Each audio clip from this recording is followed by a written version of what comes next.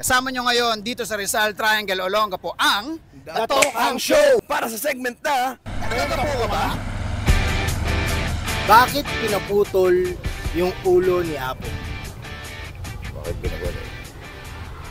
Hindi ko alam eh. Yung ulo ni Apo, katutubo po yun. Kaya siguro may pagsaway siya, kaya pinutol yung ulo niya.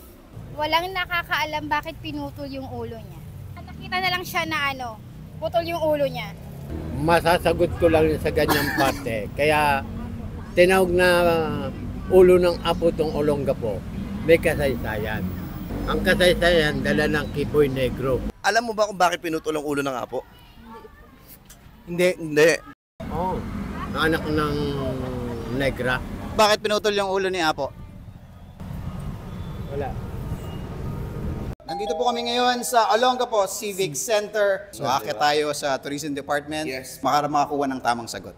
Kasama po namin ngayon si Fifi Legaspi. Yes. Ang head ng tourism Ng Olongapo department. City. Yan. So meron po kami sana itatanong kung okay lang po. Naistorbo po ba namin kayo? Actually, parang gusto nyo ba akong sagutin ko kayo ng tama? Gusto po namin yung honesty. Siyempre, we have to be honest. Kasi alam ko naman, sa itsura nyo yan, Ano pong ibig sabihin nun? Open yun. noong unang panahon daw po kasi according doon sa ating history or legend natin, ang ulo ng Apo ay located doon sa may Spanish Gate. You remember that? Yes, Yun pa lang po ang Olongapo. At pinapamunuan ito ng mga Aitas, or we call them indigenous people na ngayon. So one time si Chieftain ay naglalakad daw. Siyempre, maniwala tayo sa sinasabi, no? And then all of a sudden nakita ng isang bata na wala na yung ulo ng Chieftain at ang nakita na lang is the ulo na lang itself. And then nagsisigaw siya, ang ulo ng Apo ay nawawala, something to that effect.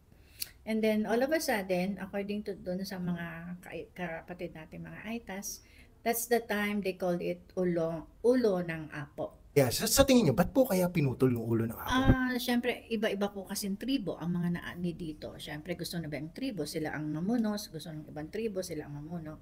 So, at that time, siguro, that's the only way na pwede nilang gawin yung mamuno sila is to cut down i-cut yung head ni Apo para sila na ang mamuno. Parang you're under no management. Parang ganun.